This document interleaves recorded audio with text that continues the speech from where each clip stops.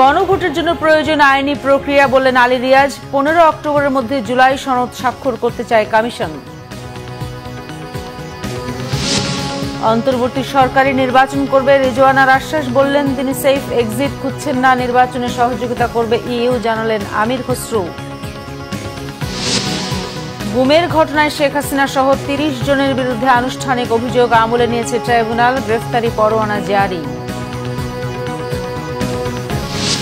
ঢাকা সিলেট মহাসড়ক পরিদর্শনে গিয়ে যানজটে আটকা পড়লেন উপদেষ্টা, গাড়ি ছেড়ে উঠলেন মোটরসাইকেলে, দায়িত্বে অবহেলাকারীদের বরখাস্তের হুমকি। দেখছিলেন ক্রাউন সিমেন্ট সংবাদ শিরোনাম, এবার বিস্তারিত। আগামী 10 অক্টোবরের মধ্যে জুলাই সনদের সুনির্দিষ্ট বাস্তবায়ন প্রক্রিয়া সরকারের কাছে হস্তান্তর করতে চায় ঐকমত্য কমিশন, আর 15 তারিখের মধ্যেই সম্পন্ন করতে চায় স্বাক্ষর। দুপুরে রাজধানীর ফরেন সার্ভিস একাডেমিতে বাস্তবায়ন প্রক্রিয়া নিয়ে 5ম দিনের আলোচনার শুরুতে কথা বলেন কমিশনের সহসভাপতি অধ্যাপক আলী রিয়াজ। জুলাই সনদ নিয়ে সারা দেশ অপেক্ষা করছে উল্লেখ করে রাজনৈতিক দলগুলোকে একমত হওয়ার আহ্বান জানান তিনি। বলেন, ঐকমত্য হওয়া গণভোটে নোট অব ডিসেন্ট থাকার বিষয় সংযুক্ত করতে চায় কমিশন। বৈঠকে বিএনপি স্থায়ী কমিটির সদস্য সালাউদ্দিন আহমদ, জামায়াতের নায়েবে আমির সৈয়দ আব্দুল্লাহ মোহাম্মদ তাহের, এনসিপির সদস্য সচিব আখতার হোসেন সহ 30টি রাজনৈতিক দলের প্রতিনিধিরা অংশ নিয়েছেন। সনদ বাস্তবায়নে গণভোটের বিষয়ে একমত হলেও রাজনৈতিক দল ও ঐকমত্য কমিশনের বৈঠকে চূড়ান্ত সিদ্ধান্ত ছাড়াই রবিবার বৈঠক শেষ হয়। আসন্ন জাতীয় নির্বাচনের দিনই একই সঙ্গে গণভোট হতে পারে বলে মত বেশিরভাগ দলের। সুপারিশ দিতে চাই আগামী 15-16 তারিখের মধ্যে যাতে একটা আনুষ্ঠানিকভাবে এই জাতীয় সনদে স্বাক্ষরের একটা অনুষ্ঠান আমরা করতে পারি, সেটা আমাদের লক্ষ্য। আপনারা সেই সহযোগিতাটা করবেন সেটা আমরা আশা করছি। সেটাকে সামনে রেখে বাস্তবায়নের বিষয়ে আমাদের সকলের ঐক্যবদ্ধ প্রচেষ্টা একটা জায়গায় যেন আমরা আসতে পারি, সেই চেষ্টাই আজকের প্রচেষ্টা। পরিবেশ, বন ও জলবায়ু বিষয়ক মন্ত্রণালয় ও পানি সম্পদ উপদেষ্টা সৈয়দা রিজওয়ানা হাসান জানিয়েছেন, তিনি কোনো সেফ এক্সিট খুঁজছেন না, দেশেই আছেন, বাকি জীবনটাও বাংলাদেশে কাটাবেন বলে জানান তিনি। সচিবালয়ে সাংবাদিকদের তিনি কথা বলেন। সৈয়দা রিজওয়ানা বলেন, দেশের পরিস্থিতি স্থিতিশীল আছে, ফেব্রুয়ারিতেই নির্বাচন হবে, এ নিয়ে প্রশ্ন তোলার সুযোগ নেই। সংস্কার ও বিচারের কাজ নিজ গতিতে চলবে, সঠিক বিচার হোক সেটা সবাই চায় বলে মন্তব্য করেন তিনি। পরিবেশ উপদেষ্টা আরও বলেন, বিভিন্ন প্রস্তাব নিয়ে রাজনৈতিক ঐকমত্য হয়নি বলা যাবে না, চাপিয়ে দেওয়ার বিষয় নয়, সংস্কার প্রশ্নে ঐকমত্য হবে এমন প্রত্যাশা তার। আরেক প্রশ্নের জবাবে রিজওয়ানা হাসান বলেন, কোনো রাজনৈতিক দলের নির্বাচনে অংশ নেয়া বা না নেয়া আইনি বিষয়। উপদেষ্টারা সেফ এক্সিট খুঁজছেন বলে নাহিদ ইসলামের দেয়া বক্তব্য তাকেই প্রমাণ করতে হবে। নাহিদ ইসলাম কেন কোন কথা বললেন, উনি যে নামগুলো প্রকাশ করেননি, যে আলোচনার বিষয়গুলো প্রকাশ করেননি, সেটা নিয়ে আমি কেমন করে মন্তব্য করব বলেন।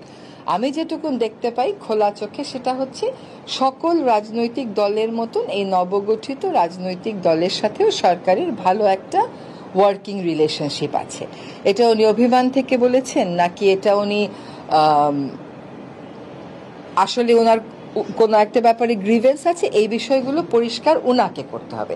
উনি যদি কখনো কোনো বিষয় পরিষ্কার করেন তখন সেটা নিয়ে সরকারের বক্তব্যের কথা আসে, তার আগে তো সরকারের বক্তব্যের কোনো সুযোগ নেই। স্বরাষ্ট্র উপদেষ্টা জাহাঙ্গীর আলম চৌধুরী বলেছেন, দেশে আগের তুলনায় আওয়ামী লীগের ঝুটিকা মিছিলের সংখ্যা কমেছে, জনগণ নির্বাচনমুখী হলে অপরাধ কমে আসবে। বিকালে ডিএমপি হেডকোয়ার্টারে নতুন 20টি গাড়ি হস্তান্তর শেষে সাংবাদিকদের সব কথা বলেন তিনি। স্বরাষ্ট্র উপদেষ্টা জানান, পুলিশ বাহিনীর যানবাহনের স্বল্পতা বহুদিনের, তাই বর্তমান সরকার দায়িত্ব নেওয়ার পর 200টি গাড়ি ক্রয় করে। এর মধ্যে আজ 20টি গাড়ি ডিএমপিতে হস্তান্তর করা হয়েছে। দেশের জনগণ নির্বাচনমুখী হলে কেউ বাধা সৃষ্টি করতে পারবে না উল্লেখ করে স্বরাষ্ট্র উপদেষ্টা বলেন, সবার সহযোগিতা পেলে নির্বাচন সুষ্ঠু ও শান্তিপূর্ণ সম্ভব।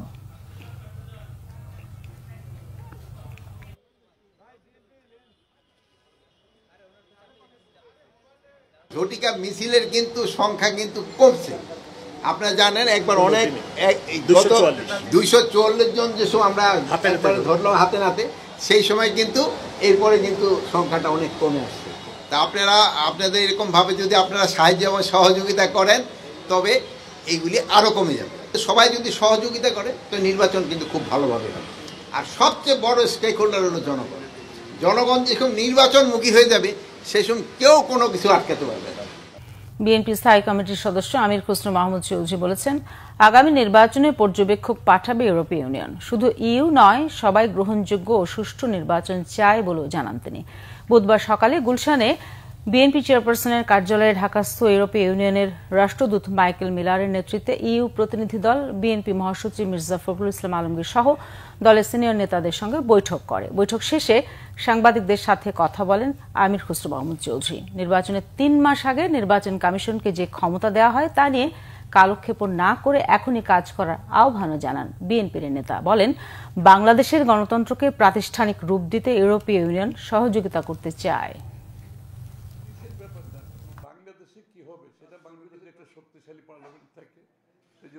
সরকারের পক্ষ থেকে, ইলেকশন কমিশনের পক্ষ থেকে যে অনুরোধ আসছে তার পরিপ্রেক্ষিতে ওরা সিদ্ধান্ত নিয়েছে তারা অবজারভার পাঠাবে। এবং বাংলাদেশের এমনিতে ইলেকট্রাল প্রসেসের মধ্যে ইইউর একটা সবসময় একটা কন্ট্রিবিউশন থাকে, সেটা এবারও আছে এবং তারা আগ্রহ করে অপেক্ষা করছে ইলেকশনটা সুষ্ঠুভাবে সম্পাদন যাতে হয় এবং ইলেকট্রাল প্রসেসের মধ্যে যাতে স্বচ্ছতা থাকে, গ্রহণযোগ্যতা থাকে, তারা আশা করছে সেটা হবে। আর বাংলাদেশ ইইউর অর্থনৈতিক সম্পর্ক তো অনেক পুরনো, যে আজকে আমাদের বাংলাদেশের রেডিমেড গার্মেন্টস যে জায়গায় এসছে সেটা কিন্তু ইইউর এই যে market access, duty free market অ্যাক্সেসের কারণে এসছে, সেটা তারা অব্যাহত রাখতে চায়।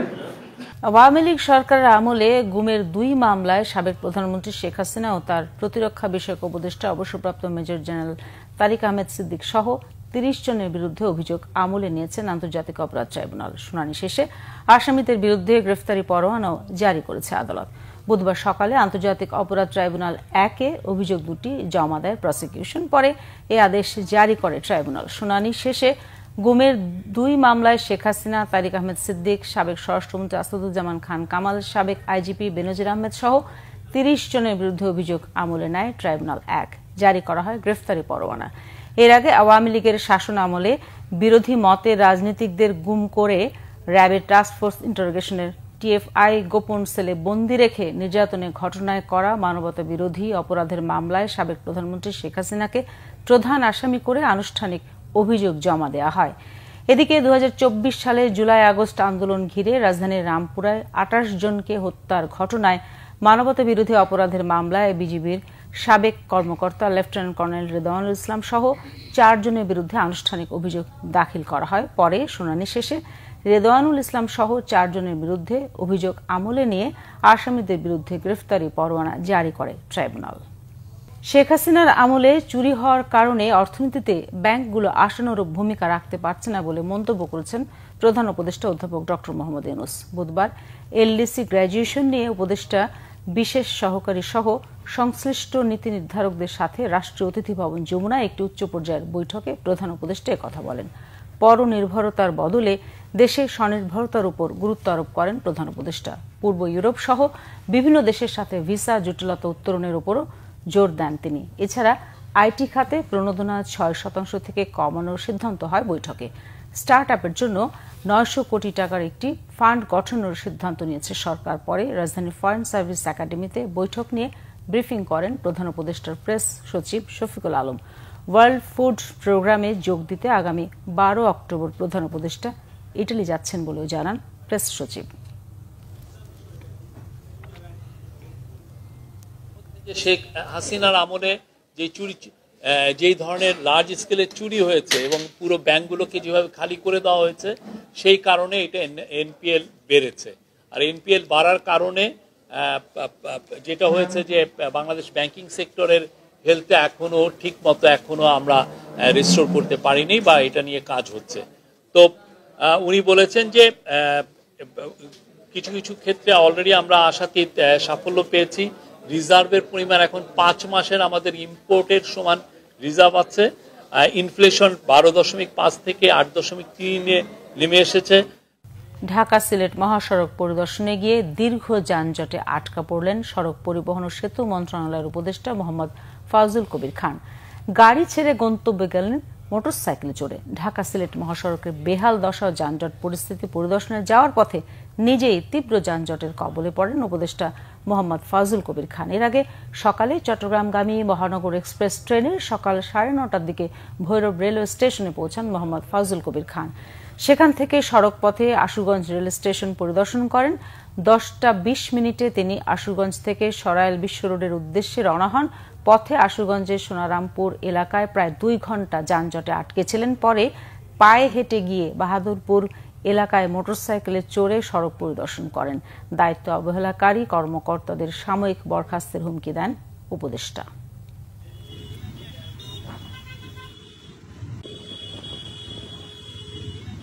আমরা নামের তালিকা দিয়ে দেবো, এদের কোনো অফিসারকে যদি পাওয়া না যায় সাথে সাথে সাসপেন্ড করা হবে। গ্যাস আর কোথাও আরো কোনোদিন দেওয়া হবে না। গ্যাসের কথা ভুলে যান। এখন আমরা আমাদের নিজস্ব গ্যাস যেটা এটা কমে গেছে, এখন আমরা 60 টাকা করে 60-65 টাকা করে গ্যাস ইম্পোর্ট করি। সশস্ত্র প্রক্সি গ্রুপের মাধ্যমে ভারত পার্বত্য চট্টগ্রামে আগ্রাসন চালাচ্ছে বলে মন্তব্য করেছেন আমার দেশ সম্পাদক মাহমুদুর রহমান। সমস্যা সংকুল পার্বত্য চট্টগ্রাম, শান্তির অন্বেষণ শীর্ষক মুক্ত আলোচনায় এমন মন্তব্য করেন তিনি। সভায় অন্যান্য বক্তারা বলেন, প্রকৃত শান্তি প্রতিষ্ঠা করতে শান্তি চুক্তির পুনঃমূল্যায়ন জরুরি। নাবিল জাহাঙ্গীরের রিপোর্ট। পার্বত্য চট্টগ্রামের চলমান সমস্যার সমাধান খুঁজতে সামরিক বেসামরিক ব্যক্তিদের সমন্বয়ে বুধবার রাজধানীর রাওয়া ক্লাবে আলোচনা সভার আয়োজন করে retired armed forces officers welfares association. বক্তব্যে অ্যাসোসিয়েশনের চেয়ারম্যান অবসরপ্রাপ্ত কর্নেল আব্দুল হক বলেন, পার্বত্য চট্টগ্রামে পাহাড়ি ও বাঙালি এক না হওয়া পর্যন্ত শান্তি প্রতিষ্ঠা সম্ভব নয়। পার্বত্য চট্টগ্রামে পাহাড়ি এবং বাঙালি এই দুই পক্ষের সম্মিলিত হওয়া ছাড়া, তাদের সমানভাবে, তাদের বৈষম্যহীনভাবে তাদেরকে লালন পালন করা ছাড়া সেখানে শান্তি প্রতিষ্ঠা হবে কিনা সন্দেহ। পরে এ বিষয়ে মুক্ত আলোচনায় অংশ নেন অবসরপ্রাপ্ত সামরিক কর্মকর্তা ছাড়াও বিভিন্ন শ্রেণী পেশার মানুষ। শান্তি চুক্তি সংস্কারের প্রয়োজনীয়তা তুলে ধরেন তারা। পাহাড়িদের মনে একটা জিনিস পতিত হয়ে গেছে যে আমার বোন, আমার মেয়ে যদি রেপ হয় আমি যাই প্রতিবাদ করতে পারবো না। যখনই আমি প্রতিবাদ করতে যাব আমাকে সেনাবাহিনী, পুলিশ, সম অধিকারের লোকজন এসে ডিল মারবে, আগুন জ্বালায় দিবে। It's not a problem of Chittagong, Halifax. It's not problem of Bangladesh alone. It's a regional problem. এই অপরিকল্পিত পদক্ষেপের কারণে পার্বত্য চট্টগ্রামের অশান্তি থেকে দূর করা যাচ্ছে না। 3 জন রাজার শাসন চলছে। ওই 3 জন রাজা কারা? 3 জন রাজা হচ্ছে একটা মং সার্কেল, একটা বোমান সার্কেল, একটা সাকমা সার্কেল। এই শান্তি চুক্তিটার পুনর্বিবেচনা বা পুনর্মূল্যায়ন একান্তভাবে প্রয়োজন। শান্তি আনতে হলে এখন পাহাড়ি, আদি বাঙালি ও সেটলার সবাইকে একসাথে একযোগে কাজ করতে হবে। যাত্রা বিমান বা আধিপত্যবাদী মানসিকতা নিয়ে কখনো শান্তি আসবে না। আমার দেশ সম্পাদক মাহমুদুর রহমান বলেন, প্রয়োজন হলে যাতে পার্বত্য চট্টগ্রামকে অশান্ত করা যায় সে কারণেই আওয়ামী শাসনামলে শেখ হাসিনার সহযোগিতায় সেখানকার বিদ্রোহী গোষ্ঠীদের হাতে অস্ত্র তুলে দিয়েছে ভারত। ভারত বাংলাদেশে তার অ্যাগ্রেশন জিয়ে রাখার জন্য একটা অস্ত্র হাতে রেখেছে। সেই অস্ত্র সময় সুযোগ মতো তারা ব্যবহার করছে। এটাই হচ্ছে রিয়ালিটি। ফেয়ারওয়েল দলের মধ্যে শেখ হাসিনা তাকে বলেছিলেন, পাহাড়ে আসলে শান্তি বাহিনী বলে কিছু নাই। আপনারা বলবেন মানে ভারতকে তিনি বলছেন যে আপনারা বলবেন যে এই পুরো জিনিসটা বাংলাদেশ সেনাবাহিনী তৈরি করেছে। এ সময় বিদেশি ষড়যন্ত্রের হাত থেকে পার্বত্য চট্টগ্রামকে রক্ষা করতে সবাইকে ঐক্যবদ্ধ থাকার আহ্বান জানান বক্তারা। নাবিল জাহাঙ্গীর, বাংলাভিশন, ঢাকা। বাংলাদেশ ক্রিকেট বোর্ডের নির্বাচনকে প্রহসন হিসেবে চিহ্নিত করেছেন তামিম ইকবাল। জাতীয় দলের সাবেক এই অধিনায়ক বলেছেন, এটা কোনো নির্বাচন ছিল মনে করি না, সবটাই ছিল সাজানো। নির্বাচনে সরকারি হস্তক্ষেপ এবং অস্বচ্ছ প্রক্রিয়ার কারণে তামিম সহ ঢাকার ক্লাবগুলো ভোট বর্জন করে। সাবেক এই ওপেনার বলেছেন, সমঝোতা করে বোর্ডে আসতে চাইনি, নির্বাচন করলে জিততাম, কিন্তু চেয়েছিলাম ফেয়ার ইলেকশন, দুর্ভাগ্যবশত সেটি হয়নি। এদিকে ঘরোয়া ক্রিকেট বর্জনের ঘোষণা দিয়েছেন বিসিবি নির্বাচন বয়কট করা ঢাকার 48 ক্লাব সংগঠকরা। আমার স্টেটমেন্ট ডে 1 থেকে হ্যাজ বিন অ্যাবসলিউটলি ক্লিয়ার। আমি মনে করি না যে এটা কোনো ইলেকশন ছিল, আমি এটাও সাথে মনে করি না যেভাবে করে জিনিসগুলো ঘটেছে। আমি ছোট্ট একটা পয়েন্ট ধরে দিতে চাই আপনাদেরকে, আপনারা সবাই জিনিসটা নিজেদের মতো করে যাচাই করে নিন। আমরা নেগোসিয়েশনের সাথে লাস্ট পর্যন্ত এটা একমত ছিলাম না দেখে তো আমরা বের হয়ে এসেছি। সো আমার কাছে মনে হয় কিছু কিছু জিনিস আমাদের তরফ থেকে এগুলো অতটুকুই থাকুক, বিকজ আমার কাছে মনে হয় যে এই জিনিসগুলো যদি নিয়ে আমরা পাবলিকলি ডিসকাস করি এটা ঠিক না। আমাদের স্ট্যান্সটা ডে 1 থেকে এখন পর্যন্ত সেম ছিল, ফেয়ার ইলেকশন। আনফর্চুনেটলি যেটা হয় নাই, আর ঠিক ওই কারণেই আমরা এখান থেকে সরে আসা, আর কোনো কিছু না। খুবই হাস্যকর একটা জিনিস আমি দেখলাম এই ইলেকশনে, যে 42টা বা 43টা ভোট কাস্ট হয়েছে, if I am not wrong. এটার মধ্যে 34টা ই ভোটিং। যারা ক্যান্ডিডেট, ই ভোটিং কেন হয়? আইদার আপনি অ্যাভেলেবেল না, আপনি সেন্টারে যেতে পারবেন না, তাই তো আপনি ই ভোটিং এর সুবিধাটা নেন। তো 34টা ই ভোটিং, আর ওই 34 জনই কিন্তু ওই দিন সেন্টারে ছিলেন। ওনারা আলাদা ইন্ডিভিজুয়াল, ওনারা যেটা সঠিক মনে করেছেন ওনারা ওই কাজটাই করেছেন। এই দিয়ে আমাদের কোনো ধরনের কোনো কমপ্লেন নাই। বাট সাথে আমি অবশ্যই এটা বলবো যে আজকে আপনারা যা স্টেটমেন্ট দিচ্ছেন, এই স্টেটমেন্টের সাথেই কিন্তু থাকিয়েন। ভবিষ্যতে যদি কোনো কিছু হয় তখন কিন্তু স্টেটমেন্ট চেঞ্জ করে আমাদের সাথে এসে বসে যায় না। আমার জন্য যেটা ইম্পর্টেন্ট ছিল একটা ফেয়ার ইলেকশন হওয়া সবার জন্য। That is the stand that I have taken. আমি আপনাকে এতটুকু গ্যারেন্টি দিয়ে বললাম, আমি যদি ইন্ডিভিজুয়ালি যদি দাঁড়াইতাম, আমার পক্ষে কোন টিম আছে, আমার বিপক্ষে কোন টিম আছে, তারপরে আমি ইজিলি পাস করতাম। জমে উঠেছে চট্টগ্রাম বিশ্ববিদ্যালয় কেন্দ্রীয় ছাত্র সংসদ চাকসু ও হল সংসদ নির্বাচনের প্রচারণা। এদিকে শিবির সমর্থিত প্যানেলের ইশতেহার ঘোষণা করা হয়েছে। পুরো ক্যাম্পাস জুড়ে উৎসব মুখর পরিবেশ। প্রার্থীরা ছুটছেন এক অনুষদ থেকে অন্য অনুষদে। বাদ যাচ্ছে না ক্যাফেটেরিয়া, ক্যান্টিন, চায়ের দোকান কিংবা হলও।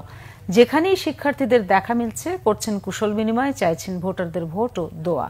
এদিকে চাকসু নির্বাচনে মোট 33 দফা ইশতেহার ঘোষণা করেছে ছাত্র শিবির সমর্থিত সম্প্রীতির শিক্ষার্থী জোট প্যানেল। দুপুরে বিশ্ববিদ্যালয়ের বুদ্ধিজীবী চত্বরে ইশতেহার ঘোষণা করেন প্যানেলটির সহসভাপতি ভিপি প্রার্থী ইব্রাহিম হোসেন রনি।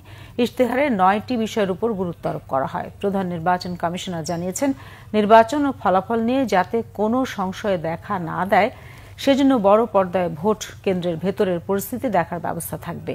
আগামী 15 অক্টোবর হতে যাচ্ছে চাকসু ও হল সংসদ নির্বাচন। এদিকে আর মাত্র 7 দিন পরেই 16 অক্টোবর হতে যাচ্ছে রাজশাহী বিশ্ববিদ্যালয়ে কেন্দ্রীয় ছাত্র সংসদ রাকসু নির্বাচন। প্রার্থীরা সকাল থেকে রাত পর্যন্ত বিরামহীন প্রচারণায় ব্যস্ত সময় কাটাচ্ছেন। সৌহার্দ্যপূর্ণ পরিবেশে ছাত্রদল, ছাত্র শিবির সহ অন্য প্যানেল ও স্বতন্ত্র প্রার্থীরা শিক্ষার্থীদের মাঝে প্রচারণা চালিয়ে যাচ্ছে। ক্যাম্পাস থেকে নগরীর ছাত্রাবাসগুলোতেও চলছে প্রচারণা। সকাল থেকেই প্রার্থীরা বিভিন্ন একাডেমিক ভবনে, টুকিটাকি চত্বর, পরিবহন মার্কেট, চায়ের দোকানে, আবাসিক হলে প্রচারণা চালাচ্ছেন। সন্ধ্যা থেকে ক্যাম্পাসের আশেপাশের এলাকায় অনাবাসিক শিক্ষার্থীদের মেসে প্রচারণা চালান তারা। এদিকে শিক্ষক, কর্মকর্তা ও কর্মচারীদের আন্দোলনের কারণে নির্বাচন পেছানোর আশঙ্কা করছেন শিক্ষার্থীরা। তবে ছাত্রদল ও ছাত্র শিবির প্যানেলের ভিপি প্রার্থীরা জানিয়েছেন, নির্বাচন পেছানোর কোনো সুযোগ নেই। টাইফয়েড টিকাদান কর্মসূচির অংশ হিসেবে দেশের বিভিন্ন জায়গায় কর্মশালা ও সংবাদ সম্মেলন হয়েছে। ৯৭,৫৯০ জন শিশু ও শিক্ষার্থীকে টাইফয়েড টিকা দেওয়ার লক্ষ্যমাত্রা নির্ধারণ করা হয়েছে বরিশালে। দুপুরে সিটি কর্পোরেশনের আয়োজনে এক সংবাদ সম্মেলনে তথ্য জানান সিটি কর্পোরেশনের প্রশাসক রায়হান কাউসার। শিশুদের টাইফয়েড টিকাদান সংক্রান্ত সাংবাদিকদের ওরিয়েন্টেশন কর্মশালা হয়েছে ফরিদপুরে। সকালে জেলা প্রশাসকের সম্মেলন কক্ষে এতে উপস্থিত ছিলেন জেলা প্রশাসক কামরুল ইসলাম মোল্লা। এদিকে সাংবাদিকদের নিয়ে ক্যাম্পেইন করেছে গোপালগঞ্জ তথ্য অফিস। জেলা প্রশাসকের সম্মেলন কক্ষে এতে সভাপতিত্ব করেন জেলা প্রশাসক মোহাম্মদ কামরুজ্জামান।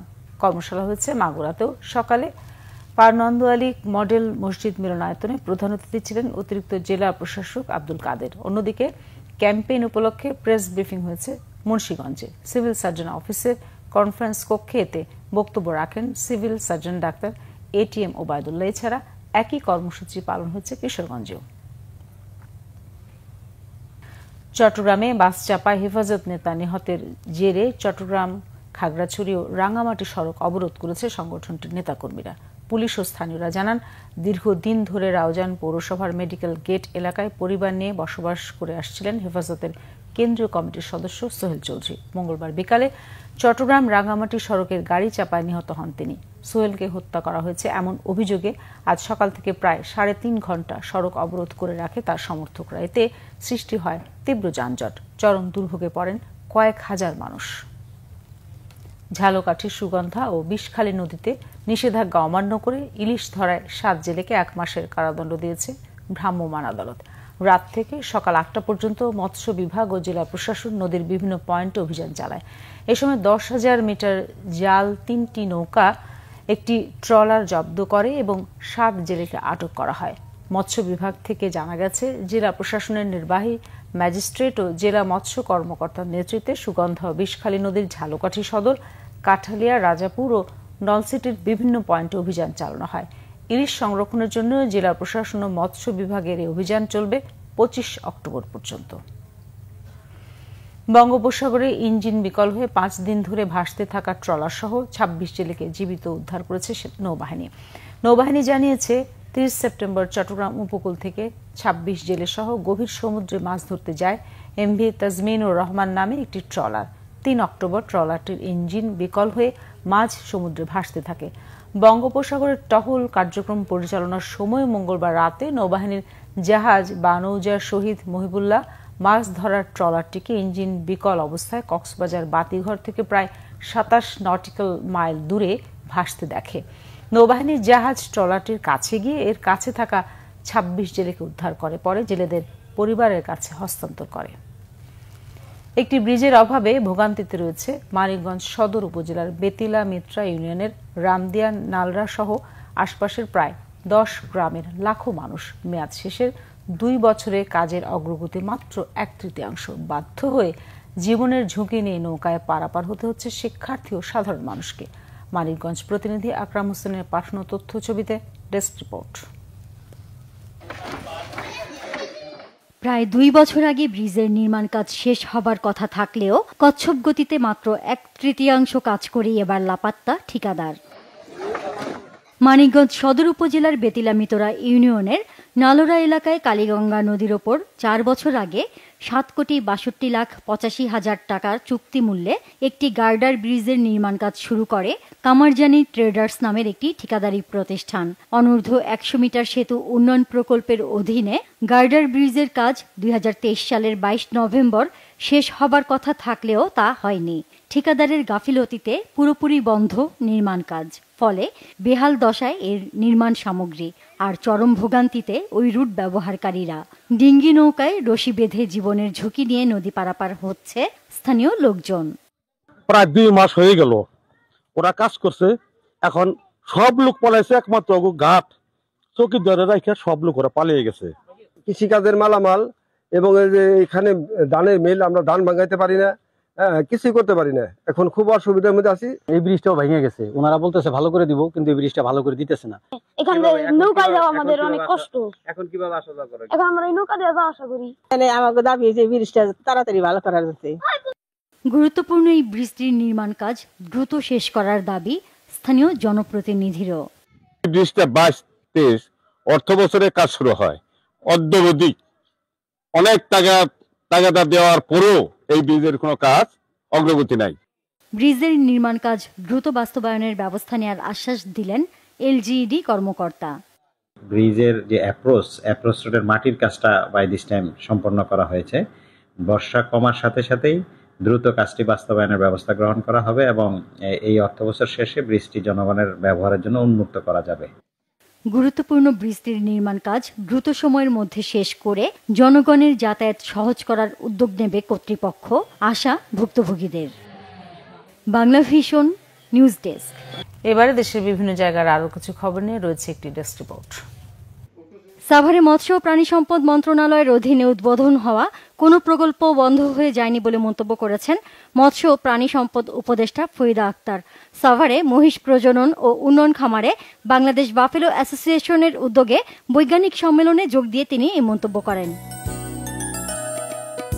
বরিশালে বিএনপির ভারপ্রাপ্ত চেয়ারম্যান তারেক রহমানের রাষ্ট্র বিনির্মাণের 31 দফার লিফলেট বিতরণ করেছেন বেগম খালেদা জিয়ার উপদেষ্টা অ্যাডভোকেট মুজিবুর রহমান সরোয়ার। নগরীর নাজিরের পোল এলাকায় সকালে লিফলেট বিতরণের সময় তার সাথে ছিলেন জেলা ও মহানগর নেতারা। এদিকে মুন্সিগঞ্জের শ্রীনগরের বাঘরার কাঁঠালবাড়ি গ্রামে বিএনপির ভারপ্রাপ্ত চেয়ারম্যান তারেক রহমান ঘোষিত রাষ্ট্র কাঠামো মেরামতের 31 দফা বাস্তবায়ন বিষয়ে কর্মশালা হয়েছে। এতে বক্তব্য রাখেন দলের কেন্দ্রীয় নির্বাহী কমিটির স্বেচ্ছাসেবক বিষয়ক সম্পাদক মীর শরফত আলী সপ্পু। পরে আলামিন বাজারে ব্যবসায়ী ও সাধারণ জনগণের মাঝে 31 দফা লিফলেট বিতরণ করা হয়। ইয়াসির মোহাম্মদ ফয়সাল বিসিবির পরিচালক নির্বাচিত হওয়ায় কুমিল্লার লাকসাম উপজেলা স্বেচ্ছাসেবক দলের উদ্যোগে আনন্দ র্যালি ও মিষ্টি বিতরণ করা হয়েছে। উচ্ছ্বাস প্রকাশ করেন লাকসাম ও মনোহরগঞ্জের সাধারণ মানুষও। খাগড়াছড়ির বিভিন্ন জায়গায় পুরো দমে চলছে বিএনপির ক্যাম্পেইন। প্রচারণার অংশ হিসেবে জেলার গুইমারা উপজেলার বিভিন্ন এলাকায় ধানের শীষ প্রতীক নিয়ে গণসংযোগ করেন নেতাকর্মীরা। ময়মনসিংহে নাগরিক প্ল্যাটফর্ম সক্রিয়করণ বিষয়ক ত্রৈমাসিক সভা হয়েছে। স্বাবলম্বী উন্নয়ন সমিতির সহযোগিতায় আস্থা প্রকল্পের আয়োজনে নগরীর একটি রেস্টুরেন্টে এই সভা হয়। এতে স্বাবলম্বী উন্নয়ন সমিতির নির্বাহী পরিচালক স্বপন কুমার পাল, আস্থা প্রকল্পের ক্লাস্টার কোঅর্ডিনেটর খালেদ এহতেশাম সহ অনেকে বক্তব্য রাখেন। ডেঙ্গু দমন ও জলাবদ্ধতা নিরসন সহ 5 দফা দাবি জানিয়ে নারায়ণগঞ্জ সিটি কর্পোরেশনের প্রশাসককে স্মারকলিপি দিয়েছে নাগরিক সংগঠন ওয়ার্কিং ফর বেটার নারায়ণগঞ্জ। এর আগে তারা 5 দফা দাবি আদায়ে নগর ভবনের সামনে মানববন্ধন করেন। জাতীয় কন্যা শিশু দিবস পালিত হয়েছে ময়মনসিংহে। জেলা প্রশাসন ও মহিলা বিষয়ক অধিদপ্তরের যৌথ উদ্যোগে নগরীর মহিলা সমিতি উদয়ন উচ্চ বিদ্যালয়ে অনুষ্ঠিত সচেতনতামূলক সভায় প্রধান অতিথির বক্তব্য রাখেন জেলা প্রশাসক মুফিদুল আলম। দিবসটি উপলক্ষে চিত্রাঙ্কন প্রতিযোগিতার আয়োজন করা হয় চট্টগ্রামে। জেলা মহিলা বিষয়ক অধিদপ্তরের উপপরিচালক আতিয়া চৌধুরীর সভাপতিত্বে বক্তব্য রাখেন অতিরিক্ত জেলা প্রশাসক পাঠান মোহাম্মদ সাইদুজ্জামান সহ অনেকে। টাঙ্গাইল পুলিশ ট্রেনিং সেন্টারের বিভাগীয় ক্যাডেট এসআই নিরস্ত্র 22তম ব্যাচের বাধ্যতামূলক ইন সার্ভিস প্রশিক্ষণ সমাপনী কুচকাওয়াজ অনুষ্ঠিত হয়েছে। প্যারেড গ্রাউন্ডে সমাপনী কুচকাওয়াজ অনুষ্ঠানে প্রধান অতিথি ছিলেন পুলিশ ট্রেনিং সেন্টারের কমান্ড্যান্ট ডিআইজি মোহাম্মদ আশফাকুল আলম। পরে তিনি শ্রেষ্ঠত্ব অর্জনকারী প্রশিক্ষণার্থীদের মধ্যে পুরস্কার বিতরণ করেন। কক্সবাজারের রুখিয়ার চিহ্নিত ইয়াবা গডফাদার ও টাস্ক ফোর্সের তালিকাভুক্ত আসামি মনির হোসেনকে গ্রেফতার করেছে বিজিবি। গণমাধ্যমে পাঠানো এক সংবাদ বিজ্ঞপ্তিতে বিজিবি জানিয়েছে, মঙ্গলবার বিকালে উখিয়া উপজেলার বালুখালী ইউনিয়নের রহমতের বিল এলাকায় অভিযান চালিয়ে তাকে গ্রেফতার করা হয়। Nazneen Akter, Bangla vision news desk. সংবাদ শেষ করব ক্রাউন 7 শিরোনামগুলো আরেকবার জানিয়ে।